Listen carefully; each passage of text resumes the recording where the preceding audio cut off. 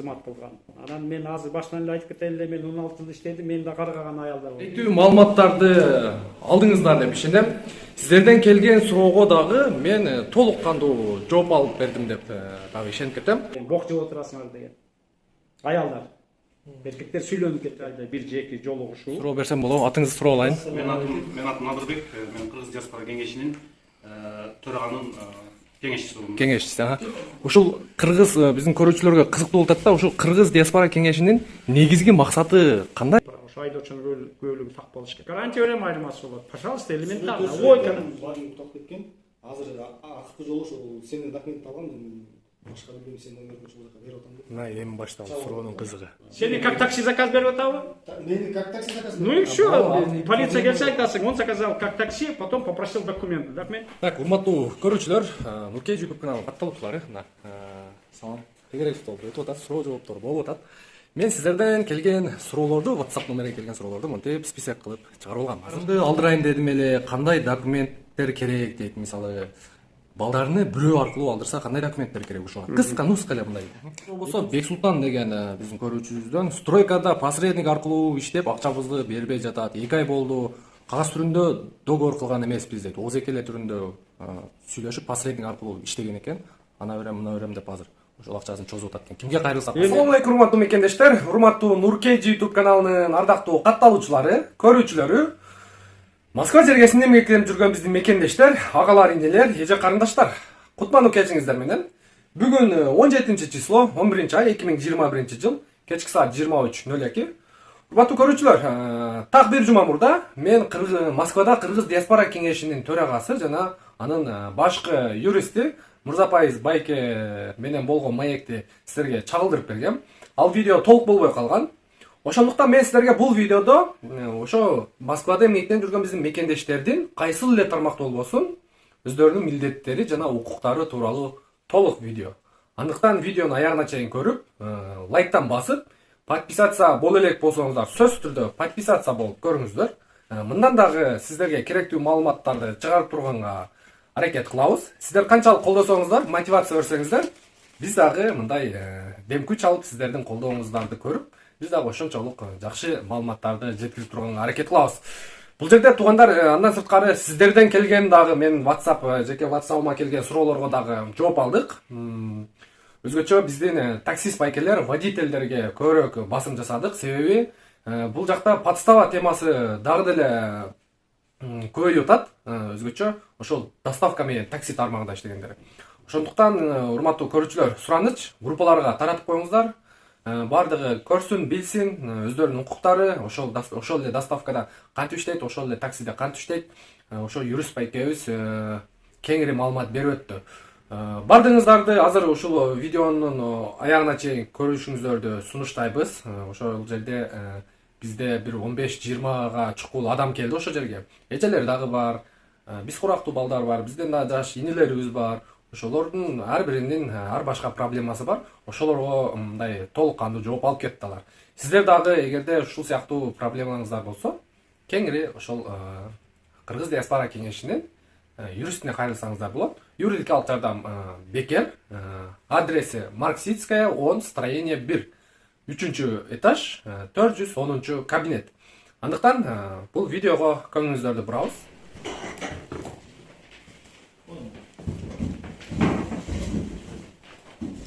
Саламатсыңарбы, Карагулов Мурзапай Жолонович, экинчи жолу кезип атабыз. Биздин Кыргыз Республикасынын жарандары Москвада айдоочу кесиби менен иштеп жүргөндөр. Эми өзүңүздөр билесиздер, көрүңүздөр, 1-2 жыл, бир нече жыл болсоңуздар жаңы келгендер бар. Ошон үчүн биздин мына Кыргыз диаспорасынын кеңешинин ушундай деп сүйлөшкөнбүз, акылдашканбыз. Бир айда бир жеки жолугушуу. Ошолду адисине карап, ошолордун кандай милдеттери, кандай укуктары бар, ошондой эле биздин жарандар кандай кыйынчылыктарга, кандай бир жакшы эмес көрүнүштөргө кабыл болгондо ошондой кандай чечилет, эмне жолдору бар, ошол боюнча бүгүнкү маек болмокта. Бүгүн мына айдоочуларды чакырганыбызга келгениңерге рахмат. Себеби силердин да убактыңар бар. Бөлүп ошол бир ошол пикир алмашалы, кеңешин угалы деген. Анан бул жерде менин форматым Мен оюмча силер да билгенди айта бергиле, мен эмес баарыбыз угайлы, мен айткан силер угуласыз, силер айтканды мен деле угайын деген кеп да. Анан биз эле билебиз деген түк андай андай ой пейил андай жок. Ошондуктан мына биздин айдоочулардын албетте биринчи границадан келгенден кийин сиздерде миграционный карта болуш керек. Кыска айтып кетейин. Анын цель въезда деп бирген максат работа сөзсүз түрдө, анан каттоо официалдуу түрдө, каттоону деле кыска айтып бере берейин. Каттоонун 2 гана түрү бар мыйзам чегиндеги. Же болбосо үйдүн ээси менен барып, биринчи 3 айга келгенде, 1 айдын ичинде 3 айга МФЦга барып кажайы менен жетилешип барсаңар коюп берет. Ал кишинин укугу бар, бирок ошол үйдө жашашыңар керек. Андан кийин 3 айдын ичинде эмгек келишимин түзүп, трудовой договор түзүп, официалдуу жумушка киргенде 9 айга узартсаңар болот. Андан 1 ай бүткөндөн кийин дагы уже 9 айга ФМС барып үйдүн ээси менен. Кийинки жылга ошол үйдүн ээси менен ФМС барып дагы келерки жылга на основании официального трудового договора. Мыйзам чегинде ушул официалдуу түрдө иштесеңер ошентип узартып берилет. Эгерде трудовой договор эмгек келишими чексиз болсо, ал сөз көрсөтүлүш керек. Бессрочно десе, анда силер пенсияга чыкканга чейин аз укук бар, иштеп жүрө бересиңер, жылда узартып. Эми кандайдыр бир шарттар менен Кыргызстанда үйгө барбай койсоңуздар болот. Экинчи жолу работодатель ошол каттоого тургузалат. Каттоого тургузалат, бирок ошол работодатель жатакана берсе, а жатаканасы өткөндө эле айткан макул вагончик кургучулар. Макул ошол үйдө ремонт кылып атат, биринчи этажында жатсın. Макул квартира снимать этип берсе де болот. 15 балага трехкомнатный и так далее деп. Мыйзам чегинде болсо. Вот ошондо работодатель дагы ошол кайсы жерге жашоого силерге вагончик берди же курулуш ошол адрес менен официалдуу түрдө регистрация кылса болот. Демек бизде паспорт, миграционная карта, регистрация, трудовой договор. 4 документ официально баары таза болуш керек. СНИЛС, ИНН, анан ОМС деп. Демек биздин жарандар 7 документ менен жүрүш керек. Таптаза болсо любой соттолуучу болот. 7 документ. Бул биринчиден. Экинчиден эми мына такси биздин жаш балдар башы эле такси айдагысы келет. Эми бул жумуш жеңил эмес, албетте оор. Бирок эми мына машина айдап жүргүсү келет да. Ошондуктан биринчи биздин балдар жанкы договор болуп, биздин балдар таксини айдаса болот. Айдоочунун көйлүгүн айтып коеюн. Жанагы Венская конвенция о дорожном движении деген бар. Аны Кыргызстан адашпасам 13-2014 жылы кол койгон. Ошого жараша биздин айдоочунун көйлүгү жана англис тилинде 10 жылдык мөөнөт менен. Мурда биринчи жолу мөөнөт жок. Срок окончания бүткөр мөөнөтү жок болуп, биздин айдоочуларга 15 000 рубльга чейин штраф салган. То есть ошол биздин айдоочунун көйлүгү международный образца эл аралык талапка жооп бергенде анда срогу да болуш керек. Ал айдоочунун көйлүктөрү силерде бар. Айта кетейин, кээ бирде бизге кайрылат. Мен айдоочунун көйлүгүн жоготуп алдым. Бул жерде жаңы алсам болобу? Жок. Бизге уруксат берген эмес. Бул жерде элчиликте жаңы паспорт берет. Жаш балдарга да, жаңы төрөлгөн наристеге дагы ID карта да берип атышат. Алмаштырып, же жок болсо загранпаспорт да берип атат. Айдоочунун көйлүгү мурда Кыргызстанда алган жерден барып туруп алса болот. Ал үчүн Кыргызстанга барыш керек. Пока азыр бул жакта мындай сөз, ооз эки сөз болгон, бирок пока ал уруксаты жок. Бул туура маалымат. Эми айдоочунун көйлүгүн айттык. Анан такси айдап жүргөндө биздин жарандар эмне менен, ушул кандай көрүнүштөр менен кабыл болот? Россия Федерациясынын 114-чү федералдык мыйзамынын 26-чы беренесинин пункттары боюнча, пункттары көп болот, бир нече пункту бар. Ошолордун бир пунктунда эгерде чет өлкөлүк жаран акыркы 3 жылда 2 административдик укук бузуу кылса, ал биздин жаранды экинчи укук бузуу, административдик укук бузуу болгондо кара тизмеге ошол ГИБДДшник токтотобу, полициянын кызматкери токтотобу, же границадан өтүп калганда пограничник кызматкери кара тизмеге кошуп коет. Демек, кара тизменин мөөнөтү ошол акыркы административдик укук болгондун ошонун протокол түзүлөт да. Протоколдун күчүнө киргенден 10 күндөн кийин ошондо аны эсеп кете берет. Эгерде биздин жаран ошол кара тизмеге түшкөнүн билбесе, анда жүрө берсин. Билген жок. Качан билет? Ошол ГИБДДшник токтойт. Же полицейский кызматкерди токтотуп туруп, аны уведомление кылат. Сен кара тизмеде экенсиң, мөөнөтү бир нече ай болуптур, же бир жыл болуптур, 3 күн ичинде чыгып кеттиң. Ошондо биздин жаран чыгып кетиш керек. Уведомление алганда ошол ФМСтин базасына биздин жаран киргиз болот. Уведомлен. Эскертүү берилди, кат түрүндө деп. Эгер чыкпай койсо, анда биздин жаранды алып туруп Сахаровага принудительно күчкө салып туруп, ошондо чыгарганга укугу бар соттун чечими аркылуу. Бул кара тизме. Экинчи, ошол эле 114-чү федералдык мыйзамдын 27 статьясы бар. Ал статьянын 7-8 пункту анда жазылган. Эгерде чет өлкөлүк жаран акыркы жылдын ичинде 2 административдик укук бузуу болсо, анда да кара тизмеге кошулат. Бул жерден бир гана мындай тактап коюш керек.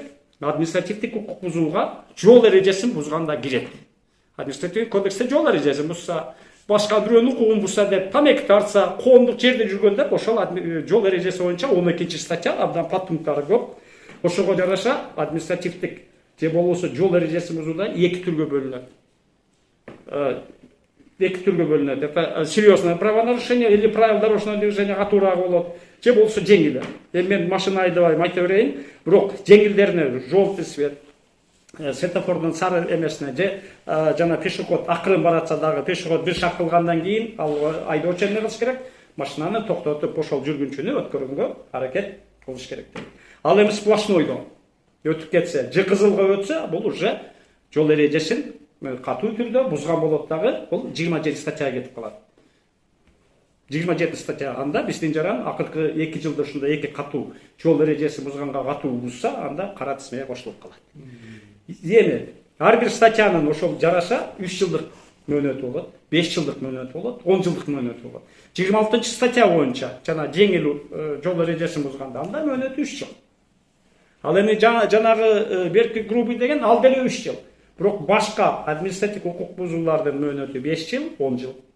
Кара тизмеге Россия Федерациясынын 9 мамлекеттик органынын кызматкерлери киргизе алат. ФСБ албетте, МВД, Роспотребнадзор, санэпидстанция баягы Минздрав тарабынан. Мисалы үчүн Минздрав тарабынан туберкулезду 6 баланы чыгара албадык. Алар туберкулез болуп бирөөнүн келинчеги балдары дагы Россиянын жараны болсо дагы киргизбей коюшкан. Срогу бессрочно дейт. Болду, ал бала кирбейт. Эми булардын мыйзамы. Ар бир ошол мамлекеттик органдын регламенти бар.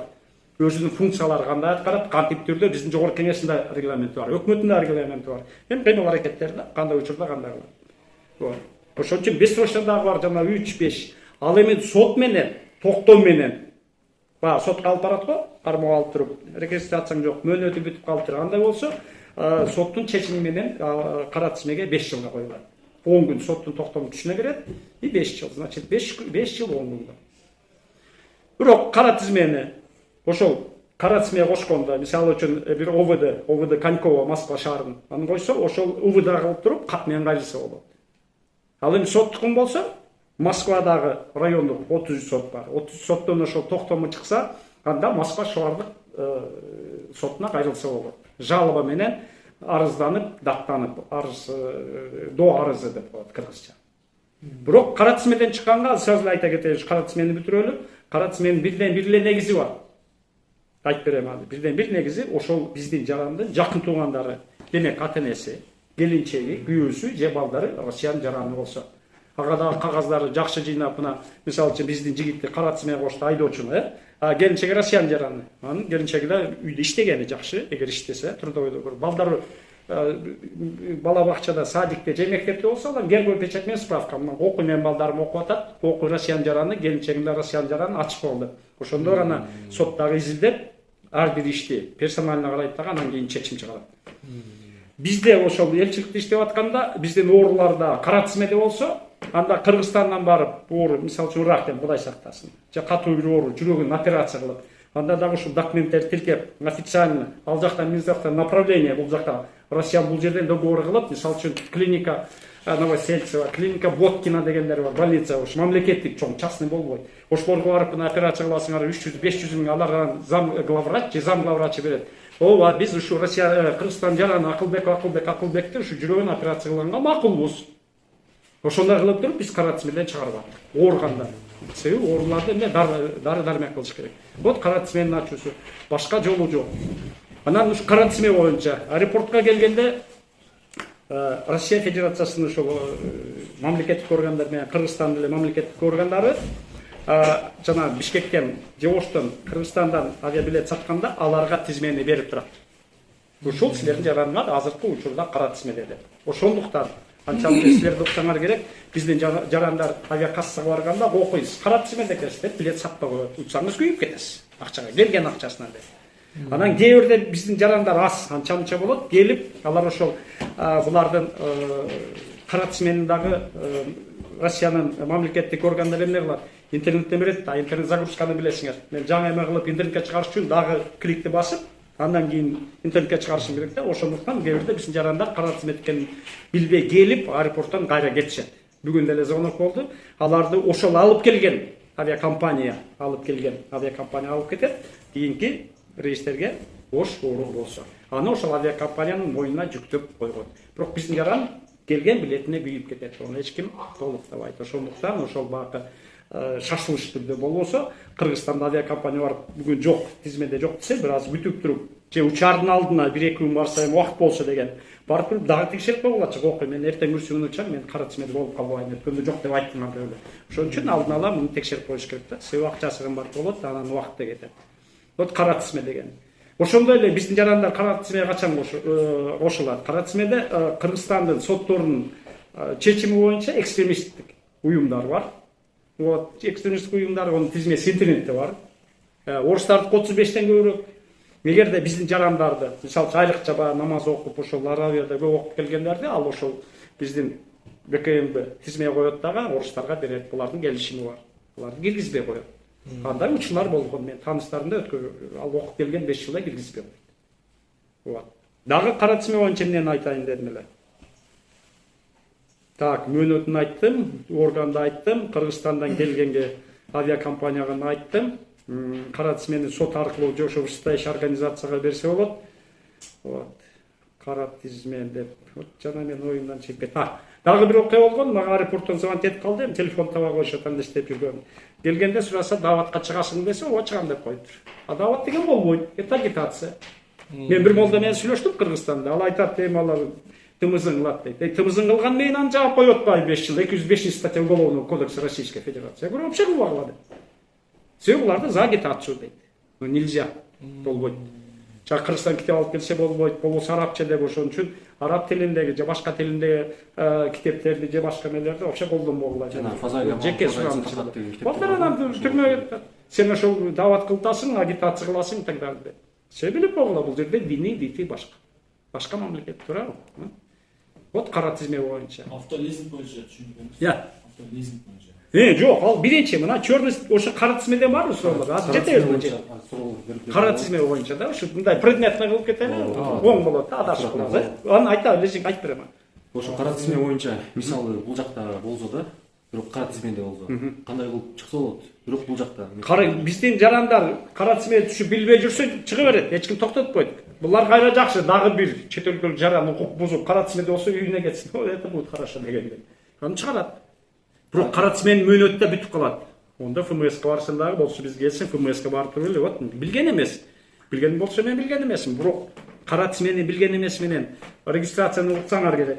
Кара тизме түшкөндө регистрация 3 ай, 9 ай, 1 жылга берсеңер бербей коет. Регистрация кылбай коет. Он черный списке дейт. Значит, ошондо эле мыйзам боюнча по идее ошол мыйзамды уккан чет өлкөлүк жаран эмне кылыш керек? Россия Федерациясынын аймагынан өзүнүн эмилгеси менен чыгып кетиш керек. Вот я добровольно, мен регистрация бербейди, все эчтеке болбойт. Мөөнөтү бүткөндөн кийин дагы текшергенде келип 1 ай кармайт булар. Себеби мына ФМСтен кара тизменин мөөнөтү бүттү. Мына 1 ноябрь 2021 жыл 1 ноябрда. Биздин жарандар шашылып 2-3 ноябрга алынат. Стоп, андай болбойт. ФМСтен 1 ноябрда кимдин кара тизмедеги мөөнөтү бүтсө, олар границага жиберет. Телефон менен болбойт, эч ким иштебейт андай. Олар тизме кылат. Кыргызстандан, мисалы Өзбекстандан, Тажикстандан ушул Акылбек жана Маратбектер кара тизмеден чыкты, чегараны эмне кылган? Ачып койгула. Ошон үчүн кеминде 1 ай кетет. Эмне ошон үчүн кийин келгенде шашпагыла дейт. Болгон ушундай. Шашып келип болсо болгон. Мына билет. Мен билем. Вот ошо эстеп атпайм, ошо кара тизме боюнча баардык ушундай маалымат айтып берейин. Вот бир эле кара тизме. Анан дагы келгенде жанагы ошону абайлаш керек. Айрыкча биринчи келгенде миграционная карта работает деп сөз чийдеш керек. Кол койбой кетпей туруп, эми жаш балдарга извините, я работаю деп. Жаңы келгендерди үйрөтүп коюш керек деп атат. Атам бар, агам бар, эжем бар, эжекем бар, тууганым бар деп жумуш таап койгон. Орусча билсе тем более айтсын, жакшыраак болсо KFC таксиде берсин. Не надо, зачем? Вот, мисалы үчүн туурабы? Ресторанга поваром удостоверение болсо көрсөтө койсун. Вот я повар высшей категории, первой категории деп. Я приехал, пригласили, сейчас ждут меня, сыртта бүтүп атат, тосуп алганы келди. Мантесе анча-мынча, жаңы келгендер билбейт, не знаю дейт. И все. Заведомо ложное сведения. Келген максатын билбейт дейт. Кетирип кой. Пожалуйста. Бирок кийин келсе болот, ал кара тизмеге түшкөн жок. Эмне айтып? Кийин келсе, бирок эми жактап келиш керек да. Все. 1 айдан кийин келсе болот. Вот кара тизме боюнча дагы эмне суроолор бар? Окшойт. Жок.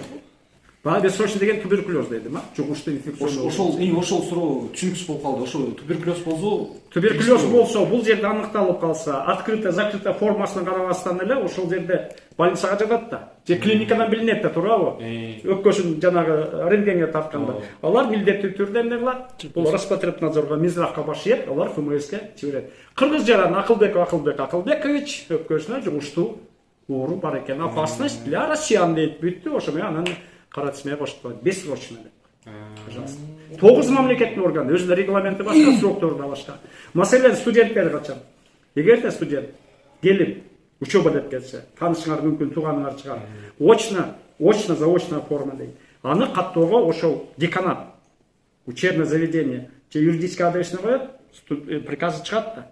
Корочко жана студент деген. Окуу 5 жылда окуу болсо 5 жылга коюп коюш керек. Бирок биздин студент каникулга 1 жылдан барса, анан дагы жаңылап бериш керек. Это закон о правом положении бар. Эгерде биздин студент отчисление болсо, анда 3 күн ичинде ошол эле окуу жайы Россиянын ФМСине берип, Акылбек 3 күн мурда отчисление болду. Все. Это вот что касается кара тизме. То есть ар бирин. Мисалы үчүн транзит сурашат. Эмне үчүн 10 күн? Владивостоктон машина менен Калининградка жетсе болот. Командировка мөөнөтүнө. Окуу, значит, 5 жыл, 4 жыл, 3 жыл окуу жарашына. Работа болсо, пока 3 ай жүрөбүз, туурабы? Жумушка кирбей кетсе болот. Кийин кире берет. Бирок частный деген жаманыраак ошол Цельвезде бар. Частный болсо 90 күн, 180 күндүн ичинде 90 суммарно деп коет. 90 күн Россияда жүрсө болот, 90 Кыргызстанда.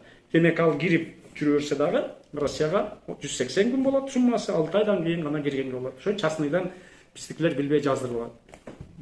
Цельвезди алмаштырса болот. Бирок алмаштырып ошо частный деле трудовой договорду көтөрүп, могу ФМСке. Москва шаары болчу, мисалы үчүн, Башаардын 16 бөлчөк сызыгы 4, корпус 4 ФМС. Ошо барып арыз менен алар чечет, өзгөртсө өзгөртүп берет. Се базасын киргизет да, мурда Цельвезде частный болсо эми работа деп.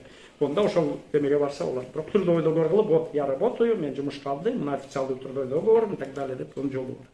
Жок десе жок. Вот кара тизме боюнча. Кара тизме боюнча дагы эмне? 6 штрафым бар дейт да, чыгып кетсем болобу дейт. Чыгып кете берет. Эми штраф мындай да, пока Россия Федерациясынын ошол Госдумада эле Запрет выезд басып тур да? Я. Запрет выезд басып тур. На выезд? Эми смотрите, азыр мына, эгерде выездге чыкканда ал биздин жаран чыгарбайт. Эгерде штрафтар төлөнбөй калса, анда ошол штрафтын база бар да. Базадан карап туруп, ал Федеральная служба судебных приставов, сот приставдагы, кыргызча айтканда сот аткаруучулардын базасына киргизет дагы, алар Кыргызстан жаранын Россия аймагынан чыкпасын. Штраф төлөп чыксын, чыгарылбайт, чыкпайт. Андалар көп эле жиберебиз. Ал Савеловская станция метро жолдон аркы бетине где-то 50 метр өтсө, анан өзү барса саз чыгарып берет. Вот штраф дейт. Аны төлөсө, анан кийин алар ошо кара тизмеден эмне? Запрет на выезд чыкканга өчүрөт дагы, анан спокойно кете берет. Ошондуктан по-любому штраф төлөп жүргөн жакшы. Чыкканга болот экен да. Чыгарбайт. Билетке күйүп кетет. Если запрет на выезд болсо, уже точно чыгарат. Россиядан чыкканга ошол тыюу салынса, чыгарбайт. Штрафын төлөйт. кийин списокко, черный списокко киргизип койбойбу? Я. Черный списокко. Кирген болуш. Чо штрафтар алды, и так кара тизмеде. Кара тизмеде болсо да чыгарбайт. Төлөгөн дейт. Өкмөткө бюджетке төлөгөн. Чо? Тут не обманешь, өкмөткө ошо. Төлөш Кеше жакында бир ситуация болду. Алимент менен бир байке келди. Аялы гражданка Россия экен, алимент төлөбөй жүрүп, ошодан 500-700 миңдей карыз болуп калды. Судебный приставдар Кыргызстанга учуп кетип аткан жерден кайра кайтарып. Yo чыгарбайт. Чыгарбогой. Сен Россиянка келчеге Россиян жараны олтуруп ал жазган да. Анан кийин сотко бар, соттун чечими менен мисалы 300 миң же 100 миң алимент төлөшүн деп төлөбөй жүрө берет, чыгып кете берет. Кыргызстанда жок, аны чыгарбайт. Төлөсө. Болсо келче эмес үлөш, рұқсатымен чыгарбогой. Кайра карызы бар, салыктанбы, алименттенби, соттун чечими бар, карыз болсо чыгарбайт. Ошо штрафты лучше жанагы 50% деп төлөп койгон жакшы. Китасы жыйнап койгон жакшы. Кокусунан кийин Россиян жаранын алсаңар да, штраф бар, но я платил деп. Кредит больше, что ли? Кредит как? А? Кредит болса да чыгарып коет, если просроченный болсо, конечно. Ипотека тоже, то же самое. То же самое. Если то же приставы вынесли решение, в любом случае шығармайсыз. Чыгарбайт. Сонда шығарбайт, э? Судебный пристав ошол чегара чек койгонго укугу бар. Аны кандай кылганда төлөп чыкса болот? Чыгарбай Чыгармай коет, төлөсүн. кайра келгенден иштеп ана төлөсө болобу? Жок, аны согласовать этиш керек. Судебный пристав менен алимент болсо төлөп, же кредит болсо банктан нарушение алып анан чыгарат да. Они снимут временно. 1 ай 2 айга деп. Болбойт. Могу договор сурап таксиде иштейм дейт, бирок правам башканыкы болсо эмне болот дейт. Камап алсам эмне болот дейт. Эмне болсо? Башка бирөөнүн правасы. Правам менен жүрөм дейт да, камап алсам эмне болот дейт. Жок, түшүндүм. Карма туура эмес, ал айда басып. Уголовное дело же. Правоохранительный айтып статьясын. Эми аны 327 статья менен жокко тартышы мүмкүн да. Подделка документов. Подделка эмес, анын өзүнүн атында эмес. Ошон үчүн подделка чыкпаса деле, использование заведомо подложенных документов, башка бирөөнүн документин, айдоочунун бөлүгүн биле туруп, алдын ала биле туруп иштетип атат. Пожалуйста, возбудят дело. А беркинин жана правасын. Берген бала чыгат. Берген баланын анда каратсы менен кошуп багада колдонсо болот. Бирок берки баланын укула турган жери мен жоготуп койдум эле. А жоготсам да айтат, эмне жазбадым 3 күн ичинде? Арыз. Полицияга айрылдым, айдоочун күбөлү жоготтум деп. Ошончо экөө тең уже жазалат. Бирөө кылмыш үчүн, а берки жоготтум десе ага эчтеке кылбайт. Бирок правасын аны эмне сотко берип анда лишение кылып коюшу мүмкүн. Ошон үчүн биздин жаранда 3 күн ичинде кандайдыр бир документин, паспортун, айдоочун күбөлүгүн, туулган жөнүндө күбөлүгүн, жанагы нике кагазын, свидетельство о браке алар жоготсо 3 күн ичинде барып туруп полицияга милдеттүү арыз жазып, бирөө колдонбосун да. Себеби айдоочун күбөлүгүн орустар карабайт. Сүрөтүн карабайт, баары бир жаза берет. Ошондуктан өзүңөргө сак болуш үчүн, вот 3 күн ичинде любой документ жоготсоңор барып арыз алып, талонун берет, 10 күндөн кийин постановление берет об отказе возбуждения уголовного дела в связи с утерей документов деп ошону катып коюшуңар керек. Кийин бирдеме болсо мына. Бир жигит келди, айдоочунун күбөлүгүн жоготуп алып, 2 жыл жүргөн. Новосибирскиде 60 канча дагы штраф бар. 2 30 миңден. Лишение прав. Жана алкогольный освидетельствование жазып коюн, видите? Освидетельствование, да. Он да, вот, здесь тоже большая проблема. Освидетельствование. Анан бизге элчиликке келип деме кылып бердиле дейт. Новосибирскиде бизде канцелярия бар. Ошого жибердик. Пусть арыз жазган эмес. Орустардын макаласы бар, орусча айтып берейин. Докажи, что ты не верблюд дейт. Эгерде ошо баланын арызы болуп, мен айткан токтому болсо, барып эле ошол Новосибирскке, вот, мен кайрылганмын. Айдоочун көрдүм, 1,5 жыл мурда жоготтум. Көрөт, качан штраф алган? Вот. Аны улуттет этти ошол айдоочун. Мунун айдоочун бирөө чөнтөгүнө салып иштеп жүргөн. Кыргыз, өзбек, тажик бир кудай билет. А баланы чыгарып алган. Штраф 60 теңге. Кам чыксам болот, төлөгүн деп. Төлөйт, анан чыга берет. Өзүн баа өчүрүп, штрафты төлөп, судебный приставды. Кыргызстанга барып башка айдоочун анда айтыш керек, аннулировать мурдагы айдоочун. Пожалуйста, пример, это факт болду. А если вот маска больше штраф да? Я. Маска штраф платит? Маска штраф. 5 000 штраф платит, да? Маска тақпа. Обязательно. Когда не было, шарбайдыр на границе, да? Я. Штраф какой-то, это тоже административное правонарушение, да, считается, да? Административное, все. Граница. Кайталайм, эмне үчүн көчөдө албайт? Көчөдө. То есть ошол оор жукканга вероятность аз. Туурабы? Көчөдө мындай жакын сүйлөшүп анда дос болсо сүйлөшпөйт. Общественный транспорт замкнутый да. Таксинин ичи, туурабы? Метронун ичи, вагон киргиле уже бир чүчкүрдүн уже баарына жетет, жугат дегенде. Хотя 2-3 метр тегерек да. То же самое таксиде. Это общественный транспорт статус. Өткөндө айтканда. Это статус общественного транспорта. Демек маска тагып, мурдуңарга обязательно. Пассажирдагы эскертип койгула, эчтеке болбойт. Если видеорегистратор записи болсо, да, я предупреждал. То же самое по поводу ремня. Өткөндө айтканда. Так, урматтуу көрүүчүлөр, Нуркеж YouTube каналынын катталуучулары, мына салам тегерек столбу өтүп атат, суроо жооптор болуп атат. Мен сиздерден келген суроолорду, WhatsApp номерге келген суроолорду монтип список кылып чыгарып алгам. Азыр бул биздин Кыргыз диаспора кеңешинин юристи Мырзапай Азбай экөөбүзгө бир четте бере баштайбыз. Биринчи эле суроо Мырзапай Азбай эке, балдарымды алдырайын дедим эле, кандай документтер керек дейт. Мисалы, балдарыны бирөө аркылуу алдырса кандай документтер керек ушуга? Кыска нуска эле мындай. Бул жерден өзү болсо анда балдардын атасы, жолдошунун экөөнүн ишеним кат керек. Ишеним катты ошол алып келген кишиге, бойго жеткен 18 жаштан жогору болуш керек. Алып келген киши Анын атына экөө бир ишеним кат, бир доверенность кылып туруп, ушул кишиге Акылбековичке туулган датасы, паспорты, номер, сериясы выдан деп толук паспорттун маалыматтарын жаздырып, анан биздин балдарыбызды, мисалы үчүн Маратбекти загранпаспорты тоже фамилия аты жөнүн толук туулган датасын, паспорттун данныйын, анан кызыбызды Айнагүл мисалы үчүн толук жазып, Кыргызстандан Россияга алып келгенге көбүс тең макулбуз деп. Только нотариальный конторадан алыш керек, болбосо биздин элчиликтин консулдук бөлүмүнөн. Ошол оригиналын, нускасын, оригиналын самолеттон берип жибериш керек.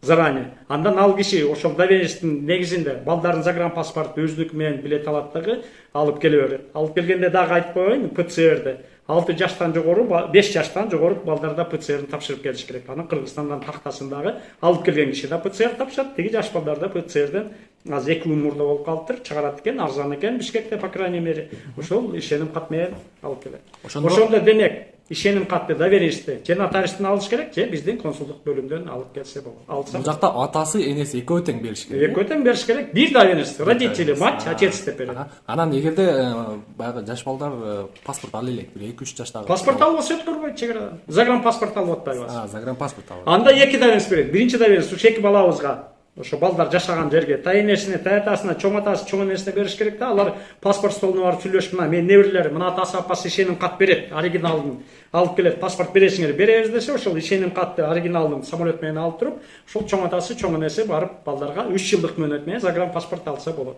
Анан келет, экинчи доверенность берет, паспорттун негизинде берет. Значит, демек 2 доверенность керек болот. Биринчиси балдарына загранпаспорт алганга, экинчиси болсо ошол балдарды Кыргызстандан Россия аймагына алып келгенге.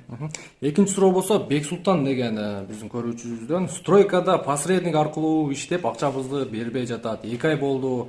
Кагаз түрүндө договор кылган эмеспиз дейт. Озекелер түрүндө сүйлөшүп посредник аркылуу иштеген экен. Ана берем, мына берем деп азыр ошол акчасын чозуп атат экен. Кимге кайрылсак болот дейт. Эми бул жерде кайрылганы менен бирок жыйынтык чыгышы абдан оор болот. Себеби сот системасы, же ошол трудовая инспекция бар. Болсо Следственный комитет иш козгойт ушу айлык бербегендердин. Аларга да негиз болбосо основание негиз жок дейт.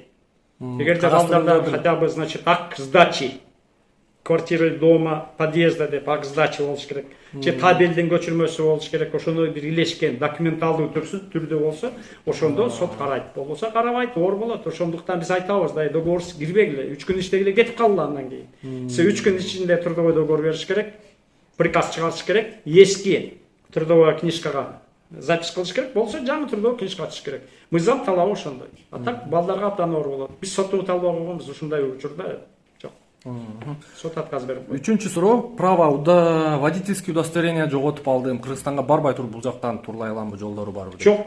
Мен жана айттым, эмне үчүн айдоочунун күбөлүгүн бул жерде берсе болбойт. Азыр мен билбейт экеним чын эле айтайын. Экинчи право, жаңы правону алганда экзамен береби жокпу? Только Кыргызстандан. Озеки сөз болгон, биздин башчылар, өкмөттүн башчыларынан, бирок мындай ишке ашыш үчүн онда гаишниктер алып келиш керек. Анын базасы керек. База кирип, айдоочунун күбөлүгүн алып турсун. Мисалы үчүн Бишкек шаарында, Ош шаарында. Андан кийин болот. А так база жок бизде. Аны келе элек. Ошон үчүн ал пока чечилбейт. Только Кыргызстанга барып, ошо эски право алганда, барганда дагы справка алып барыш керек. Аныктама же Россиядан, же Кыргызстандан мен айдоочунун күбөлүгүн жоготтум деген. Антеше болбойт. Так, 4-чү суроо, Ош облусу Кара Суу району Акжол уулу Марат байкебизден гражданство жарандык паспорт алуу боюнча кандай документтер керек, каяка кайрылышым керек дейт. Эми кайрылганда ошол ФМСтин органдарына, азыр Москвада кайрылса Сахарова барыш керек, бирок Россиянын жаранын алган негиз керек дагы эле. Жакын туугандары, ата-энеси, келинчеги, күйөөсү, же балдары Россиянын жараны болсо, упрощенный вариант дейт, тез 6 айга чейин алса болот. Бир, эгер андай жок болсо, анда ал жашы канча декен, Союз убагында иштегенби, Союз убагында Россияда жүрүп, РСФСРда, Москвада окуганбы, ошонун бүт жолдорго алып, ФМСтен, болсо интернеттен жобун карап көрсүн. Анан переселенцев деп кыргыздарга да берет, Москва областында жок, башка областтан алгандарды билем. Бирок алгандарда ортончу аркылуу акча менен алып атышат. Ага мен как юрист каршымын. Анан алдап кетишет, акчага күйөт, эми ал болбогон нерсе. Дагы бир варианты бар экен, ушул өзүбүздүн кыргыз эле аял кишилерге жанагындай Россиянын паспорту болсо, ошолорго эле мындай никеге турду деп туруп, официалдуу ошол паспорту бар аял киши менен сүйлөшүп туруп, ошо менен эле через ошол аркылуу да калса болобу деп түшүнөм. Жок, эми үйлөнсө жана жакын тууган болуп калат да, бирок 3 жылдан кийин. Жок, ошол эми бир мындай алыс эле бир через тааныш аркылуу. Болот 3 жылдан кийин. 3 жылдан кийин. Бирок түз дагы 3 жыл өткөндөн кийин анан жарандыкка берсе болот. Ато фиктивный брак деген ошондон чыккан. Жарандык алыш үчүн эффективный жашабаса деле бир эки комната бөлөкчө жашайт дагы документ берет. Ошон үчүн орустар тарабы акырын жашасын 3 жыл. Андан кийин берет, пожалуйста. Ошо жашасын деген эми ошол кагаз түрүндө никеге туруш керек, э? Сөз түрдө свидетельство браки, нике кагазын алыш керек. Алтынчы сурообуз жанагы биздин кыргыз жарандары көбүнчө азыр Кыргызстанга барып, мисалы мага буга чейин бүгүн бирөө жазды, будан алдын биздин өзүбүздүн бир айылдашыбыз негизсиз эле мындай аэропортто кармап, Кыргызстандан учуп келип, аэропортто кармап, обратно жөнөтүп атат да. Ушул мындай негизги причинасы ушун кандай болуп калат? Эми кара тизмеге түшкөн болот. Же сот менен же кара тизме. Ошон үчүн пограничниктерге аэропортко келгенде алардан талап кылыш керек. Уведомление бергиле. Эмненин негизинде, кайсы статьянын, кайсы мыйзамдын, кайсы статьянын, кайсы пунктунун негизинде мени Россия Федерациясынын аймагына киргизбей койдуңар. Болор болгондон кийин андан жанагы сотко берип кайрылса болот.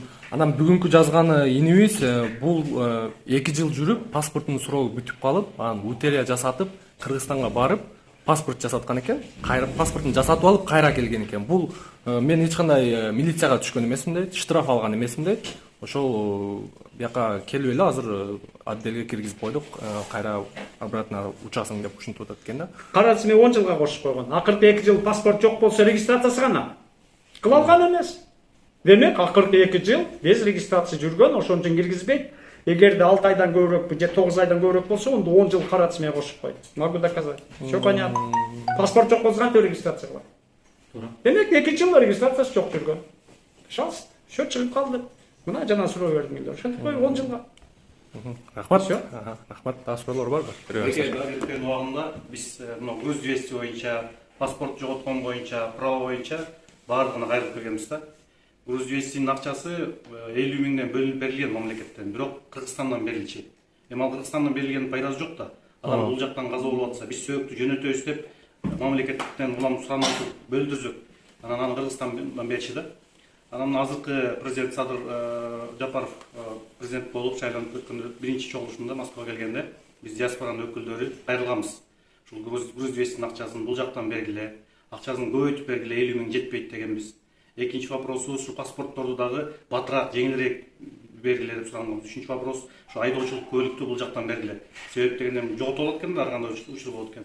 Ошон үчүн Кыргызстанга барып 40-50 миң акча менен жол кире барып келет деп кайрылганбыз.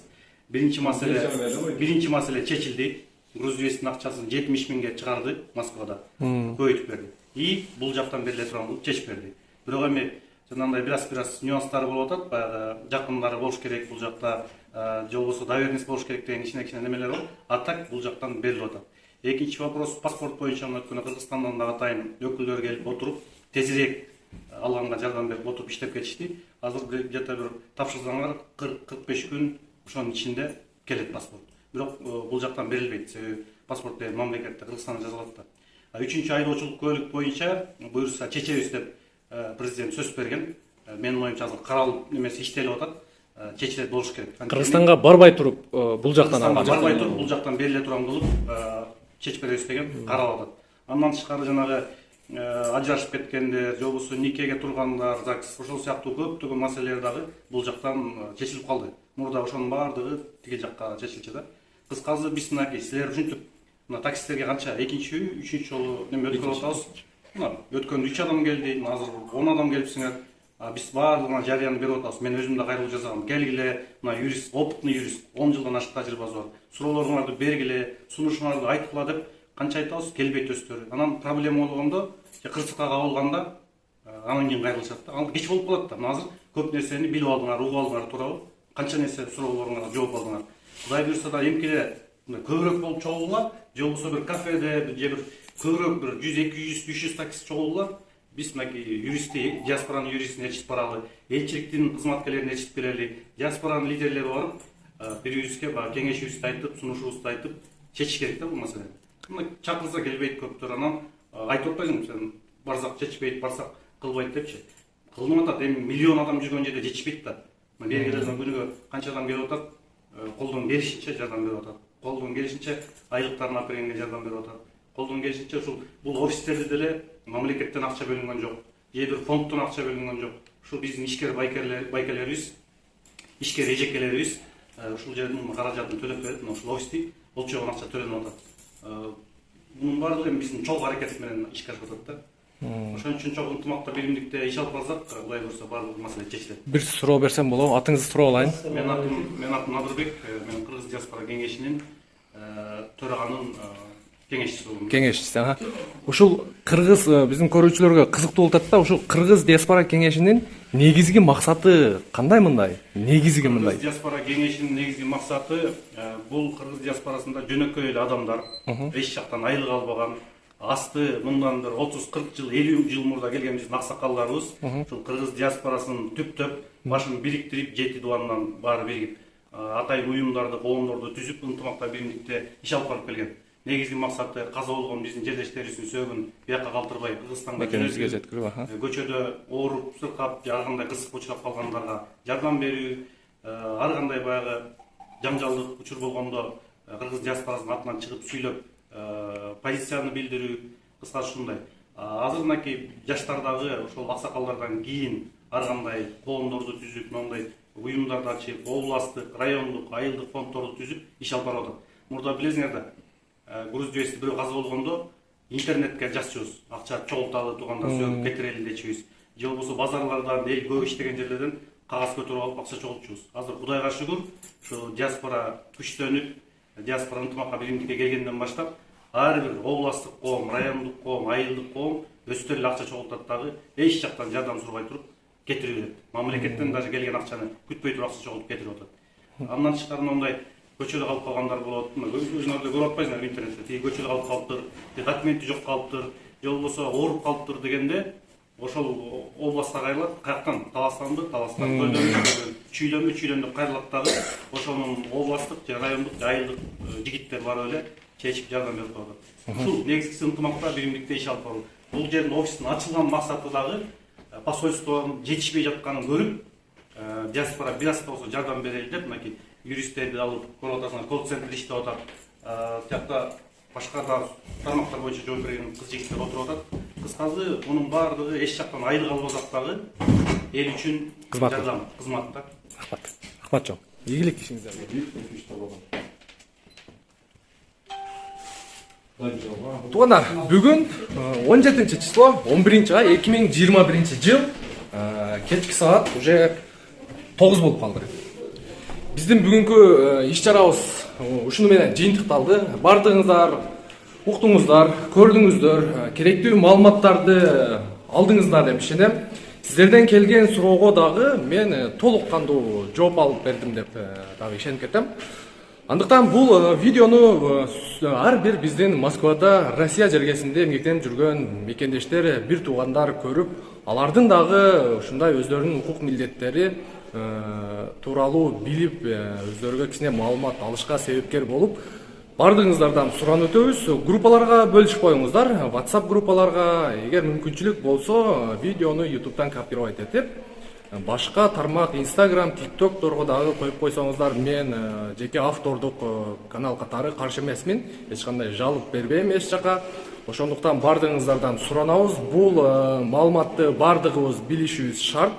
Андыктан ишенип кетем сиздерге. Сиздер мени колдосоңуздар, мен дагы сиздерге ушул Москвадагы мекендештерге ушул сыяктуу керектүү маалыматтарды чыгарып турам.